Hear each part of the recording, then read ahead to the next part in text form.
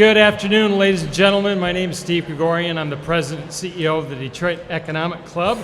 Welcome to today's meeting, and I especially would like to welcome our DEC members. And if you're not a DEC member yet, just give me 10 seconds to try and convince you.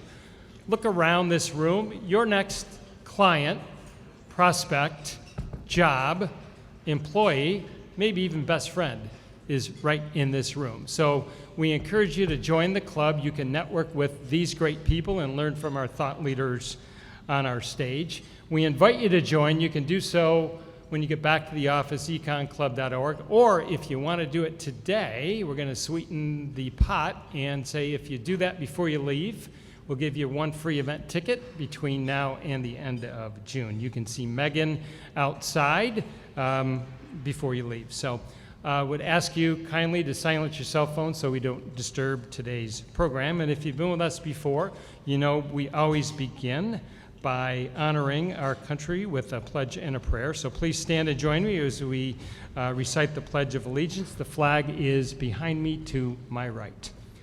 I pledge allegiance to the flag of the United States of America and to the republic for which stands one nation under God, indivisible, with liberty and justice for all. And kindly remain standing as our invocation today will be delivered by Reverend Don Wright, Pastor Emeritus at First Presbyterian Church of Dearborn. Thank you. Let us pray. God, we thank you for food provided, fellowship enjoyed, and welcome our distinguished guests to provide insights for 2023. We face a troubled world. The earth shudders as shells, bombs, and missiles shake the nations, maiming, killing, displacing millions. From the killing fields of Europe and Middle East to Taiwan, unrest in Central America, folk are mired in misery. The cacophony of media doom is 24/7. Shootings abound. God, we search for meaning amidst unending crises. We have moved into an age of scary AI. Institutions, corporations, and youth are engaged in a religion of wokeness and a mantra of DEI. So we find ourselves in controversy, fear, and hopelessness. Remember Kennedy. What can we do for our country? Reagan's belief that law must be based on a return to traditions and values we once had. King's advice. Sorrow, disappointment, despair are born at midnight. Morning follows. Faith adjourns assemblies of hopelessness and brings new light to chambers of pessimism. Living in this global economy presents enormous challenges. We abhor the loss of values exhibited in fractured homes, destruction of property, hateful conduct.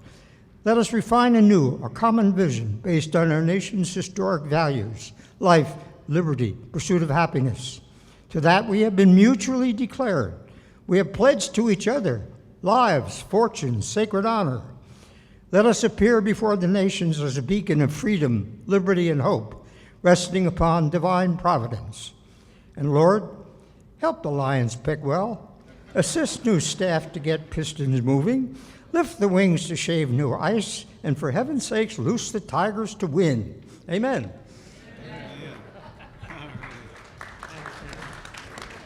Thank you, Reverend. You all may be seated, please. Yes.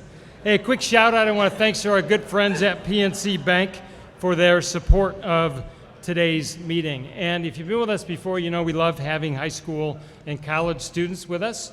There's here, courtesy of our generous corporate sponsors, their day already began with a special student-only reception with Stu. I want to take a moment and let you know who's with us today. We've got students from Wayne State University, compliments of Mike Bickers and the great folks at PNC Bank, and students from University of Windsor, thanks to Mark and the great folks at Kelly. So please join me in a round of applause to welcome our students and thanking our sponsors. A couple things on your tables quick. It is baseball season, thanks to the reminder, Reverend. And even though our beloved Tigers have just 2 wins, we look forward to hosting them next Tuesday. We'll be at the Motor City Casino. We'll host them with open arms. And if you've never been to that before, it's a really fun event. So we've got a few tickets left for that. We also announced our very popular peer groups for the months of May and June. These are small group discussions of about 20 to 25 professionals. It's a breakfast thing. There's no charge. We discuss trends, issues, and best practices together. Check them out on the website. Make a reservation. We hope you can make some of those. May 11th, we'll have another in our Future of Work series. This time we're going to focus on technology's impact on industry and how to best prepare our students for those jobs. Ray Scott from Lear, Bob Riney from Henry Ford Health, and Tarek Sobe from Lawrence Tech University will make up that panel. That's May 11th. So tons more on our website. Get your tickets before they sell out. Also on your table, you'll see our sponsor brochure. Please take a minute to check that brochure out. We can never thank these organizations enough. They're the reasons we can deliver programs like today. So thank you. We love talking about the DEC's history. Of course, it's an incredible history of speakers that tell the history of our country. And April 13th is a very popular date in our 89-year history. So Stuart, you now join a list of 17 others who graced our podium on this day, and some very recognizable names with interesting topics. So think of the year, 1942, and I think it was right here, literally in this room. Dr. Morris Fishbein was a prominent medical authority and for many years the editor of the Journal of the AMA. He delivered a speech in this room titled, "Are We Physically Fit to Fight?" Remember the year, 1942. On this date in 1953, Federal Reserve Chairman William Martin was here at the DEC in this room. Two CIA directors, 1978 Stansfield Turner and 1992 Robert Gates. If you're a golf freak like me, PGA Commissioner Tim Fincham visited the DEC in 1998, and finally in 2015, then Governor John Kasich. So today, Stu, we're pleased to add you as our 18th speaker on this day in DEC history. Now, Stu, this is your 6th visit to the DEC, so we decided we're going to call you Bazooka. You're gum on the bottom of our shoe, Stu. So congratulations and thanks for being with us.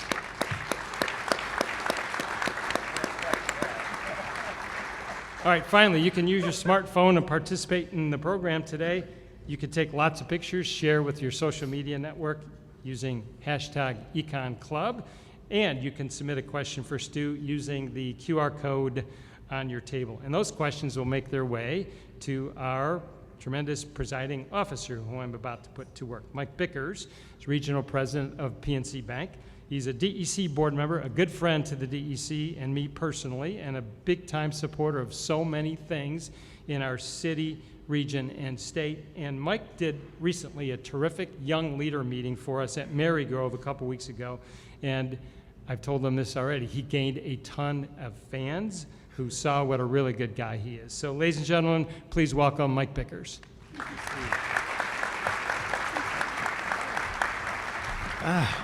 Good afternoon, guys, and welcome. I have the honor and privilege to introduce our guest speaker today. We actually, myself and some teammates last night and some fantastic clients got a special preview last night on a little intimate dinner with Stu, and I was telling him his answers better be the same as they were last night to some of these questions. So Stu serves as PNC's Senior Economic Advisor, and in that role, he supports and works with our clients and other key partners throughout PNC's global footprint to provide expert analysis and forecast across the economic and financial spectrum. Prior to his current role, Stu was our chief economist. He has been recognized as one of the most accurate economic and interest rate forecasters, that ought to be good, by the Wall Street Journal's prestigious economic survey. Stu got his undergraduate degree at Penn State, and he received his master's and PhD in economics from the University of Cincinnati. Please join me in welcoming Stuart Hoffman.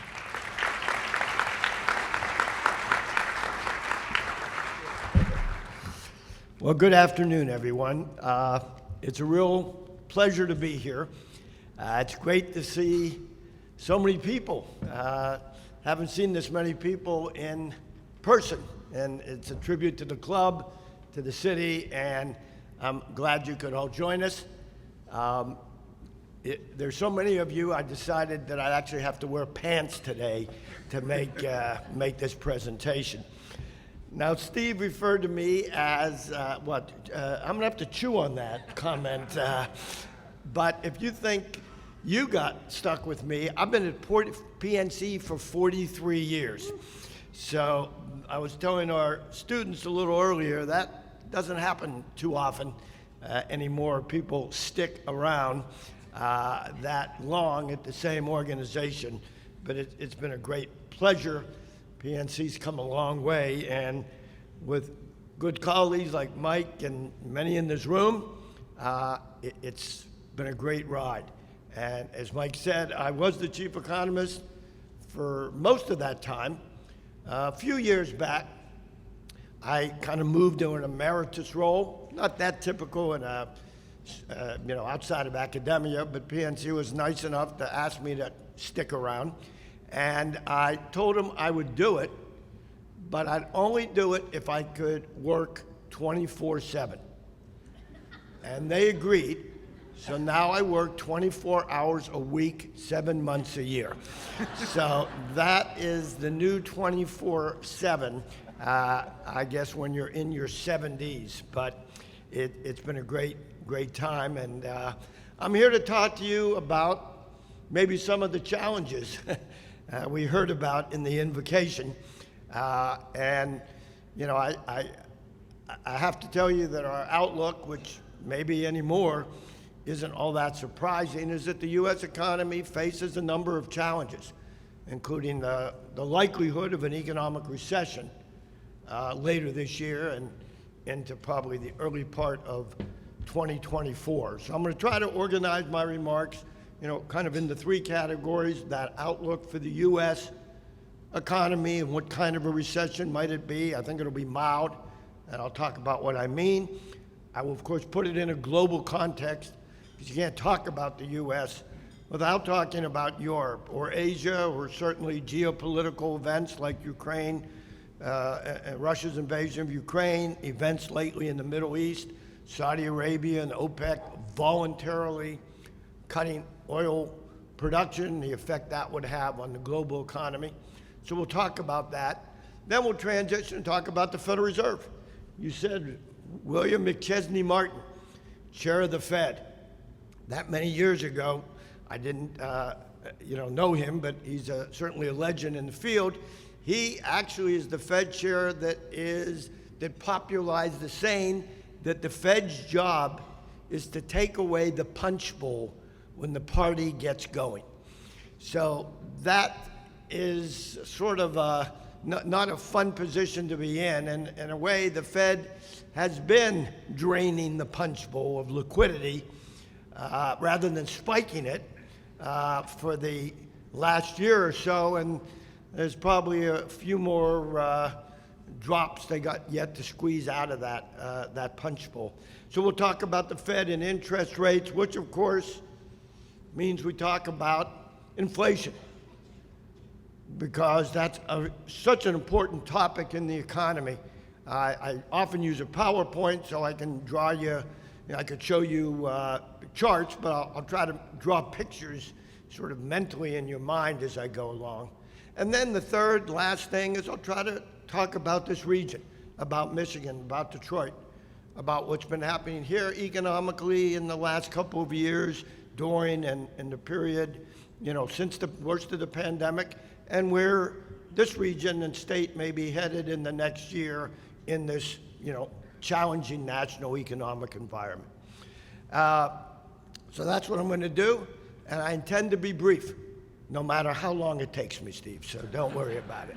But I know we have a clock right here that is ticking. But let's go to the U.S. economy.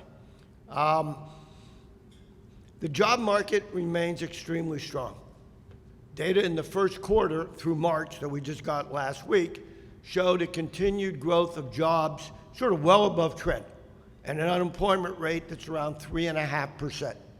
That's about as low as it gets. That's where it was just prior to the pandemic in the early months of 2020, and I don't think it's been lower than that probably since in the early 60s, the Kennedy and early Johnson administration was the last time the unemployment rate was that low. So normally that would be a pretty good sign for the economy, and I think it is. People are getting bigger wage increases. People are moving around in jobs, or if not physically, we're finding there's a statistic that is kept about the number of people who are quitting their jobs. And it shows a record number of Americans for about the last year and a half, every month, quit their job. I call it the take this job and shove it syndrome. It's been called the Great Resignation, other ways, but that's been going on. And even through February, the latest data we have, a large, unusually large number of Americans are moving in their job. And why? Because the data tell us they get bigger pay hikes, compensation hikes, often sometimes better working conditions, better chances for advancement, and that's what's been going on. And I wouldn't be surprised if in this room, if I asked, if people changed the company they're working for, or many of them went out on their own. It wasn't all just changing from one company to another, it was starting your own. Now there's a number in there also of people who are retiring, but that's a relatively small slice of those numbers of people who are quitting one job and getting another one.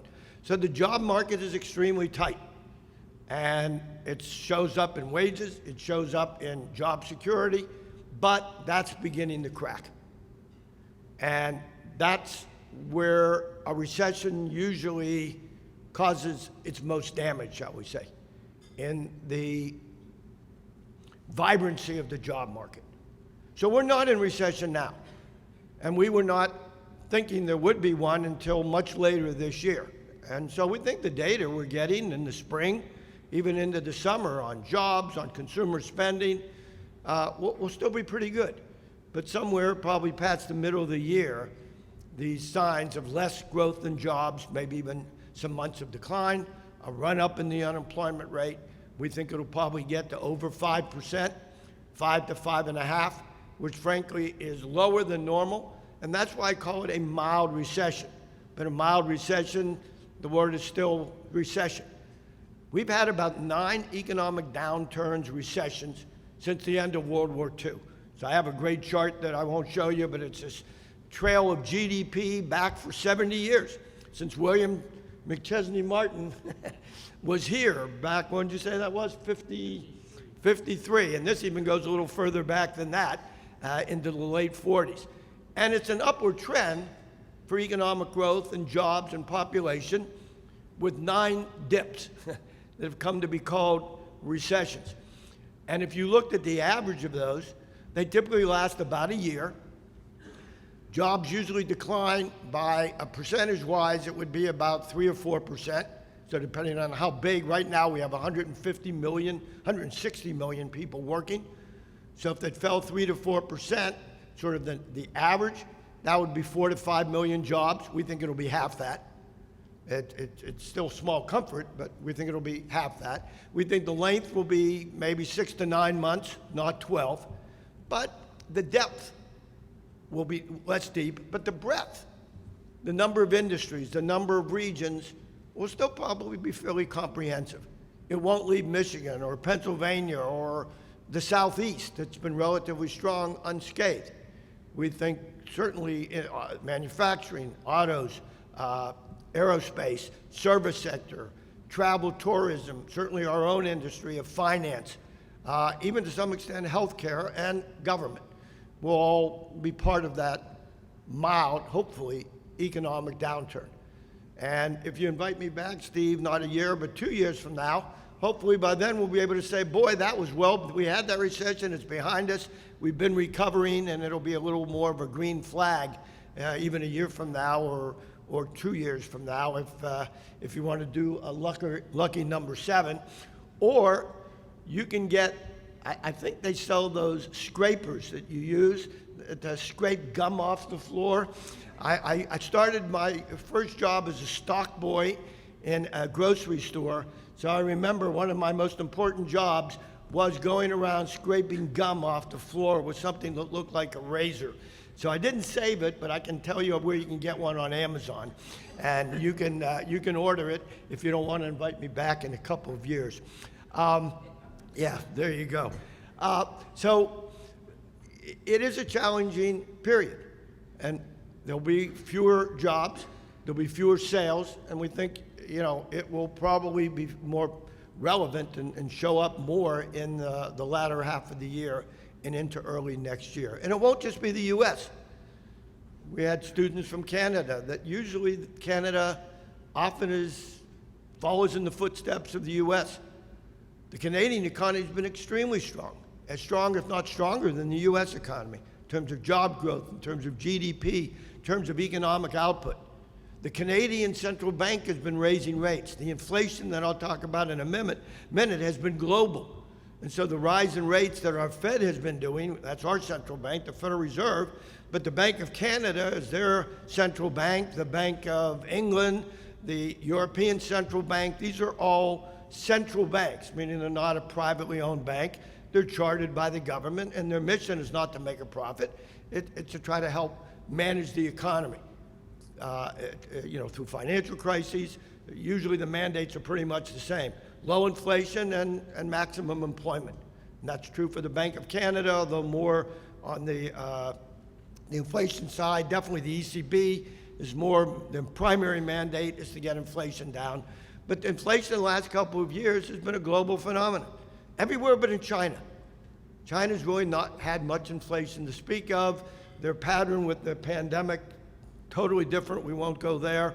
But the Chinese economy has not had inflation. Japan, less so as well.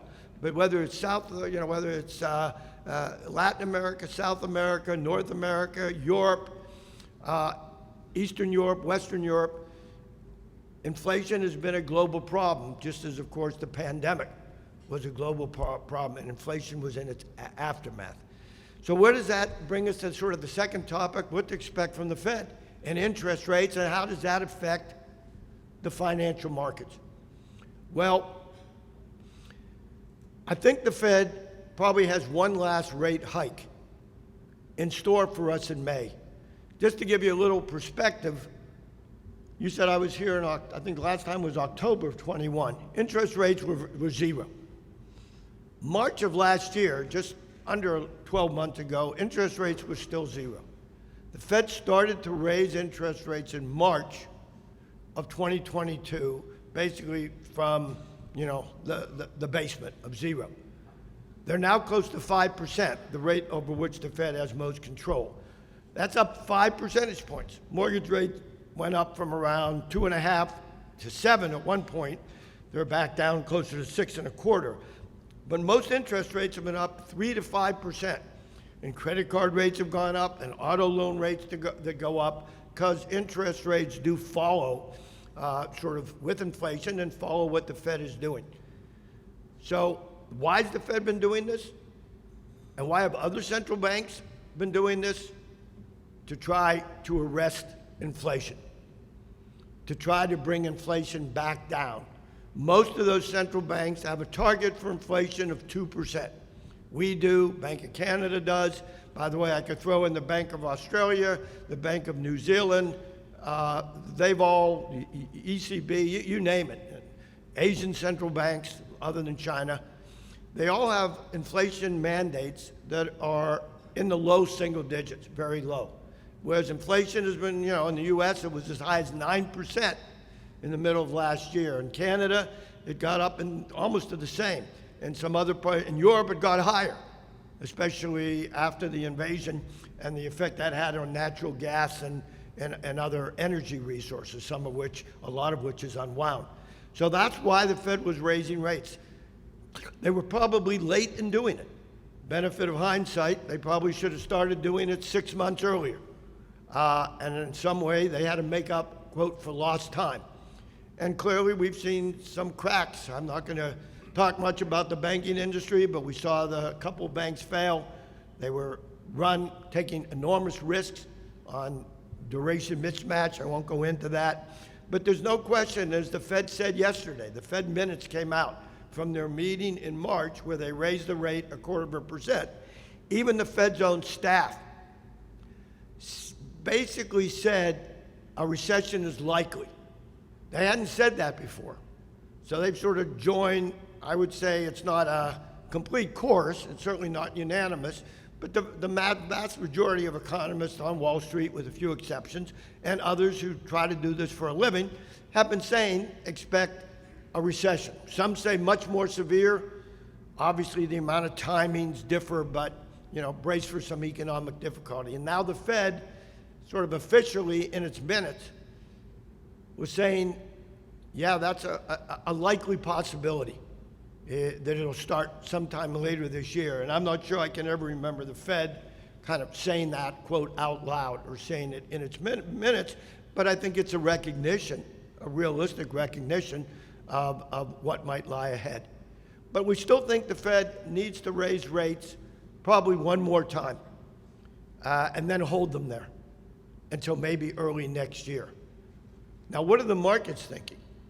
Well, the bond market and the interest rate markets, not the stocks, although they're clearly closely related, actually are predicting that the Fed will raise the rate in May, so we're aligned there. But the markets are betting or predicting the Fed will start cutting rates by September and cut them in September, November, December. That does not align with our forecast. We think they're early. We think they got the direction right, that the Fed will have to cut rates. Why? Because the inflation rate is going to be a lot better. The data that came out yesterday, consumer price index, this morning, something called the producer price index, which is wholesale, are showing much less inflation, but still way too high. It's still above, far above the Fed's 2% target, although a lot lower than it was last summer when it was 8% or 9%. Now it's closer to 4 or 5%. So a lot of progress. So we reached the Mount Everest peak of inflation last summer. But getting from there, that peak, down to base camp, which is 2%, is still a treacherous climb back down, pretty harrowing with a lot of potential missteps along the way. But we still got a ways to go. Maybe we can get a little oxygen in our breath, in our lungs at this altitude. Feels a little better, but it's still pretty damn cold and still pretty treacherous. But we are moving that way. And I think the result of what the Fed has done with lags will be part of what causes the U.S. to have a mild recession. And then as the Fed cuts rates early next year, that will help cushion the depth of that recession and hopefully get us out of it, by the spring of next year. Hopefully a year from now, the recession will have come and be on its way. That would be my forecast. For the stock market, the market's had a good start to the year, better than we would have expected, although it's been somewhat narrow leadership. Some of the FANG stocks are back in, Meta or whatever they call themselves. They keep changing their names. Did I read the Twitter now? Did Musk change the name of Twitter to something else? But I don't know. But, the Googles, the Apples, Metas have really led this rally in the market over the last, say, 3.5 months since the year began. And since they account for a large share of the S&P 500, we've seen a pretty big increase in, these broader measures of stocks, S&P or the Russell, or some people like the QQQs, which basically are correlated with the NASDAQ. And we've seen some rallies in Canada. The Canadian stock market's up. The European stock markets are up. The FTSE in London and in Britain is up. So again, it's not just a U.S. improvement in the stock market. It's been global. And again, some of the same reasons. Inflation is looking better. Not good, but better. So we think that right now the stock market might be a little, quote, over its skis. So PNC helps manage a lot of money and work with a lot of private banking clients, maybe some of you in this room, to try to help you manage your funds given your goals, your time horizon, your risk, aversion or risk tolerance. And, it's one of the things, it's a big part of our business. So we want to do right by our clients. So we've been telling them, be a little cautious. The market's had a pretty good run up, there's some downside risk over the next 6 months to the S&P, especially if earnings are going to be weaker as the economy turns somewhat weaker in the latter half of the year. So we're not expecting a big drop. We're not thinking this is like during the pandemic when the market fell 30%, or even last summer when it fell down. But we think the next 10% move in the S&P is more likely to be down than up. So what do? You don't sell everything, but maybe you keep a little extra cash. These days you can earn 4.5% to 5%, and I don't mean literally cash. I don't mean dollars. I mean T-bills or other money market funds, and that's where people have been putting a lot of money. And you can earn a pretty safe 4.5% to 5%, and it seems to us risk adjusted. That's maybe a good place to be until we get a little clearer view of when this recession is going to start, if indeed it does, how deep it's going to be, and how much more inflation can improve over the next 6 to 9 months. And you always want more information. It's always an uncertain world out there, but we think you might be able to do a little more risk on, or take a little more risk that stocks give you when, in maybe 6 to 9 months from now. So that's been our view on the market. A little cautious right now, but nonetheless, kind of holding on to a balanced portfolio, 2/3 stocks, 1/3 bonds. Last year was a terrible year for the bond and stock market. I'm sure you got your statements at the end of the year. They looked a little better if you opened them up for the March 31st quarter. But last year was probably the worst year for the stock and bond markets since the early 1980s. What is the coincidence there? Well, the early 1980s, other than the fact that's when I started at PNC, that is not the coincidence I'm referring to, is the worst inflation we had was in the late 70s and early 80s. And the worst years we had for the bond market, and not great for stocks, was in 79, 80. And again, the culprit is inflation. And in fact, the only good thing about inflation, talking about inflation, makes me feel 40 years younger. Because when I started at PNC in 1980, all I did was talk about inflation. So now it's 40 plus years later and I'm talking about inflation. So maybe I'll bookend my career with inflation on the high side at the beginning and at the end, I don't know. But other than making me feel young again, there's really not much good news in talking about excessive inflation like we've had over the last couple years, but hopefully is going to be rolling over going forward. Let me end with just a few comments on this region. If I look at what happened in Detroit, in the metro area, the number of jobs lost here back in the spring of 2020, basically the months of February, March, and April, the U.S. lost 1 out of every 7 jobs. The Detroit metro area lost 1 out of every 5 jobs, with manufacturing being especially hard hit. The unemployment rate at the U.S. peaked at 15, officially. It's probably a lot higher than that, but those are the official numbers. In Detroit, it was 22%, and was probably higher than that.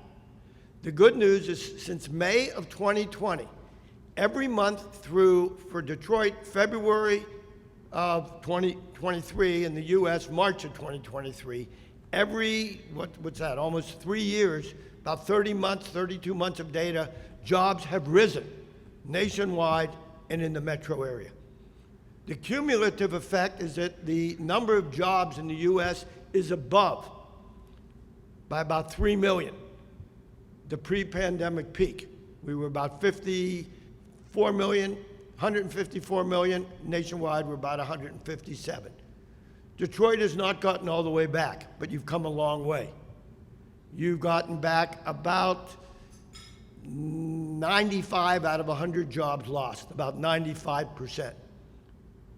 That's not atypical of what's happened in places like Chicago, Indianapolis, Cleveland, Pittsburgh. A lot of Midwest cities have not yet seen a full recovery of jobs lost in those brief but very severe couple of months in the spring of 2020.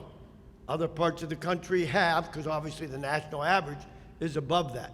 The unemployment rate, though, has come down, 3.8%. The national number was 3.5. That's still one of the lowest unemployment rates the Detroit metro area has seen. It's a little lower than that in Michigan. It's about 3.7, so not that different. Just a little above the national number of 3.5. The issue still here, as it is in places like Pittsburgh and others, is population. We have not seen a rebound in the labor force, the number of people working or looking for work, to where it was pre-pandemic. The nation just got there in the last couple of months.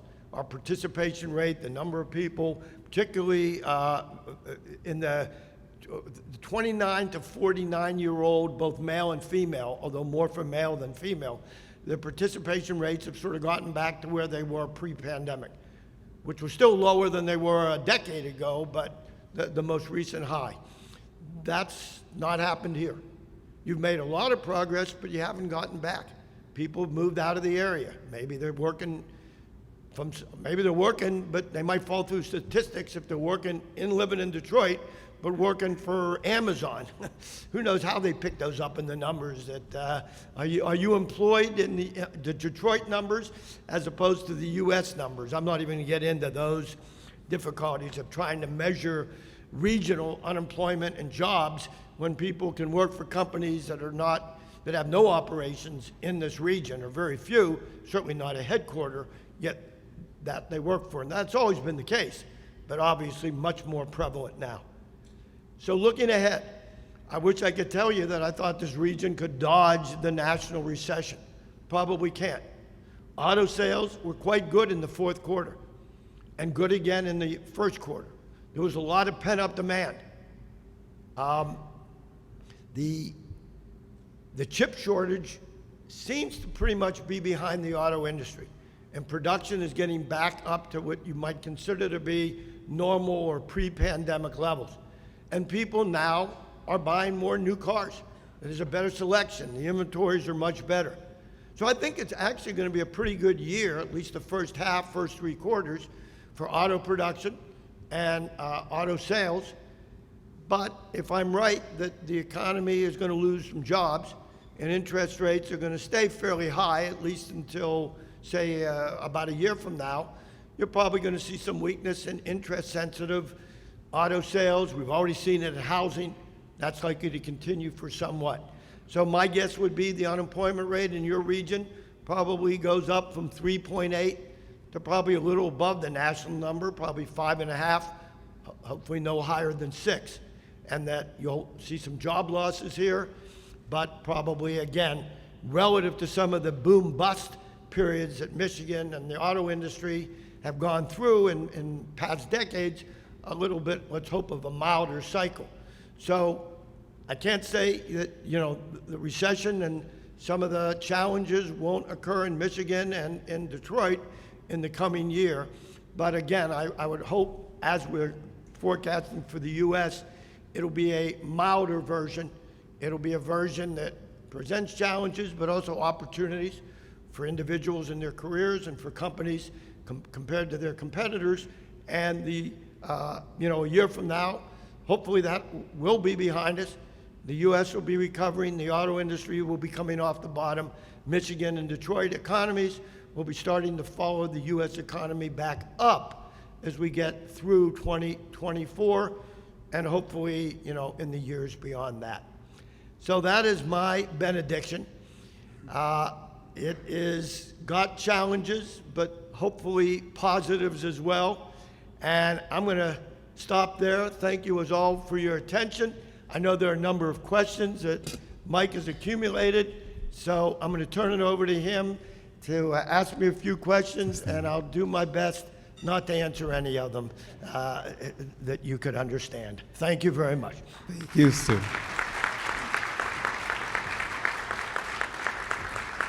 So I'll start with one of my favorite. If work from home is here to stay, what are one or two effects on the U.S. economy? I don't know as work from, it's here to stay, but I honestly sense, especially if the job market gets, quote, looser in the coming years as a result of this recession, you might see more people coming back to the office. Maybe it won't be 5 days a week. Maybe it doesn't need to be 5 days a week. So I think it's here to stay for a lot of professions that can do virtual work and be productive.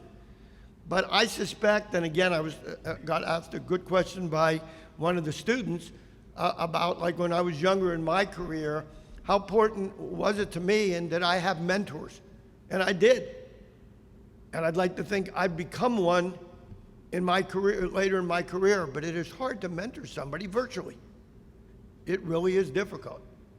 It is much easier, and I think effective, to do it in person, to be able to interact with that person, to be able to interact in teams.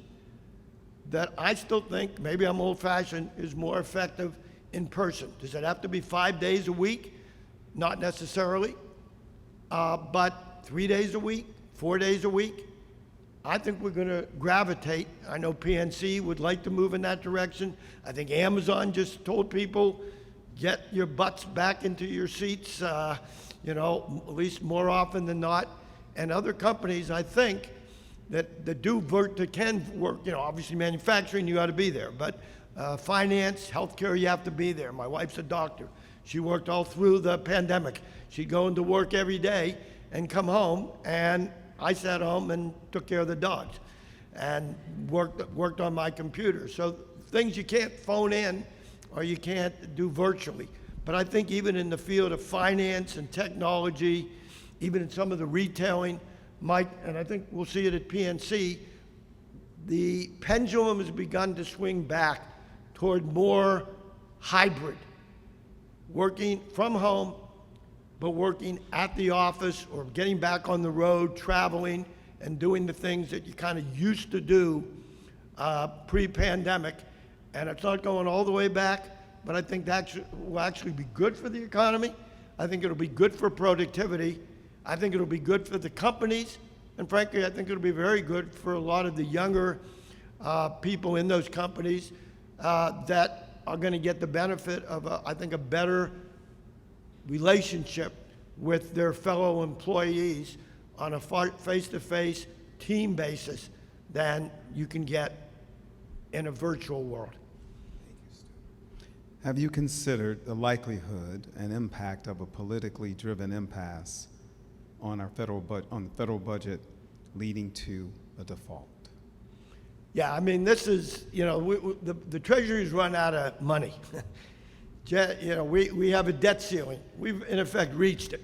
But Janet Yellen has been adroit, as other Treasury secretaries have been, in continuing to fund the government. That probably can't go on in more than another 2 or 3 months. I understand Janet had everybody lift all the cushions and the couches in the Treasury, and they found billions of loose change that was under there, like we all have. Lots of bitcoins that have fallen out of people's pockets. But that's probably gone in 3 months. So we're going to have to face a debt ceiling hike. If the U.S. defaults on its debt for the first time in 250 years, I don't even want to talk about it.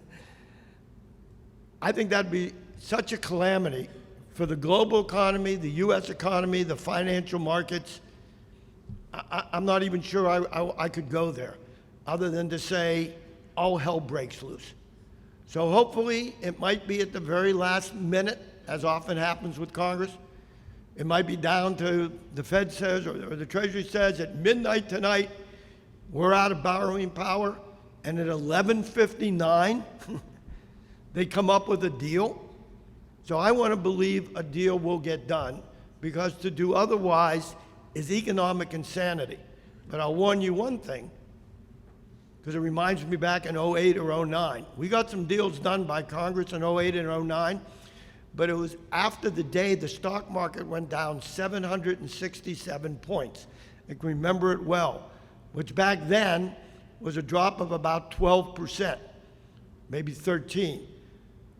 So if we get to the point where the Treasury is going to default at midnight and Congress is still debating, I wouldn't be surprised whatever day that is, the market doesn't drop like 2,000 points to send a clear, unequivocal message to our elected representatives that this is a suicide mission, and don't do it, and come to an agreement, and I think they will. And that's built into our forecast, not a default on the U.S. debt. With the recent banking crisis, we're seeing banks up their lending standards, which is curtailing loan growth. What does all this do for business sentiment? Well, there's a limited amount I can say about that, but it certainly is in the Fed's forecast. They talked about it. I mentioned the Fed's minutes that came out and Powell's statement, I guess 2 weeks ago. They're watching that closely. We do get some daily data or weekly data that's come out since SVB and Signature Bank failed. And it is clear that banks are having deposit withdrawals and they're lending less money. So there is a credit squeeze. I wouldn't want to call it a crunch or a collapse, but there is a credit squeeze. That is part of the reason why we're expecting a recession. Or let's maybe say a month ago before this happened, I would have still told you I was expecting a recession. This makes it all that much more likely. Not necessarily deeper or worse, but more likely to occur at all than not. So we're just watching, as is the Fed. I do think it will restrict credit, which, by the way, was already going on. Banks have been restricting credit to more credit-worthy borrowers, of course, raising rates, being more careful from their perspective about lending money to individuals and businesses. That's been going on for over a year. It probably will accelerate over the next 6 months, and we will get some data on that from the Fed about once a quarter. And I suspect it will show that the already growing tightness of credit will continue to accelerate and maybe even get a tighter squeeze on businesses and consumers in the 6 to 9 months ahead. And that helps. I won't say helps, but that consequence of that is the recession is more likely, which of course means the banks even become more tight because they worry about the effect that has on the credit worthiness and the repayment of both individuals and business. So let's end it with that. Couple more. Okay. wanna do one more, Before the or- lightning round. Did the One more. pandemic? Quick answer. Yeah, quick answer. Did the pandemic even further the gap between the economic have and have-nots? Yes. Unfortunately, yes. You look at the concentration of wealth by the tax data, it's gotten more concentrated.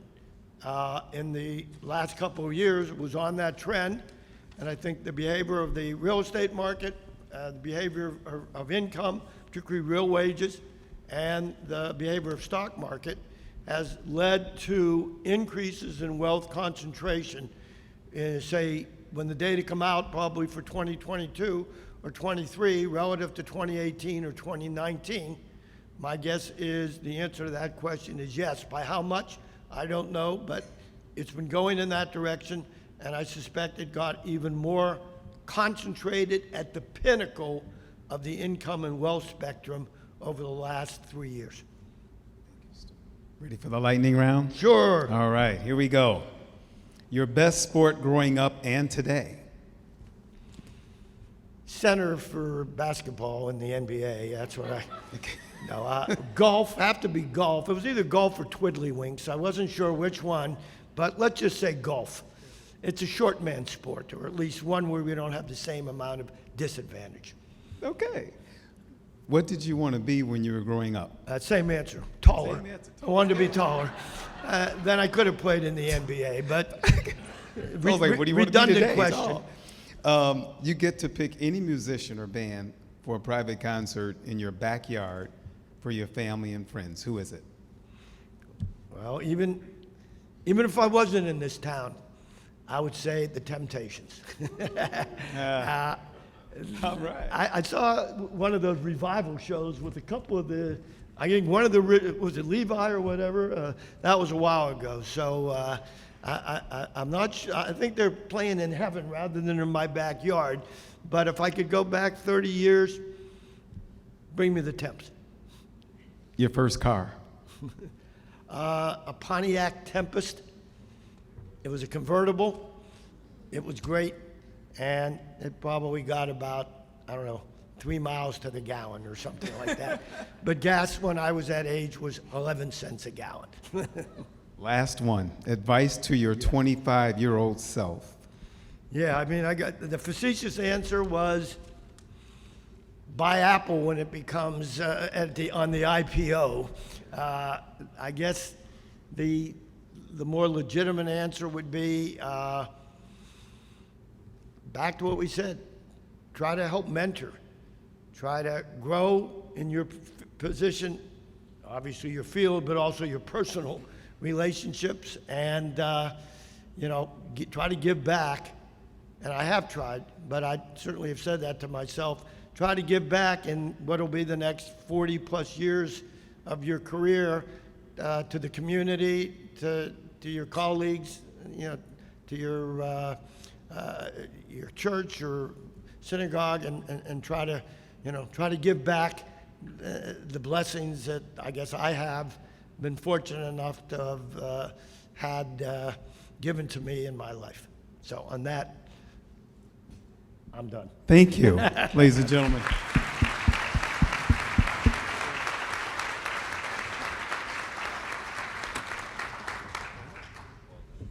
Thank you, Stu. Thank you, Mike. So, Stu, while you were talking, I did check the Amazon app on my phone. They're out of gum scrapers, so that means we have to have you back for a 7th visit. So, one last round of applause for Stu Hoffman, please.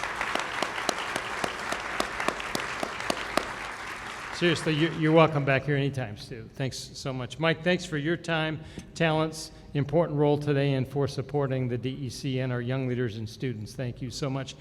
Ladies and gentlemen, thanks for spending your valuable time with us.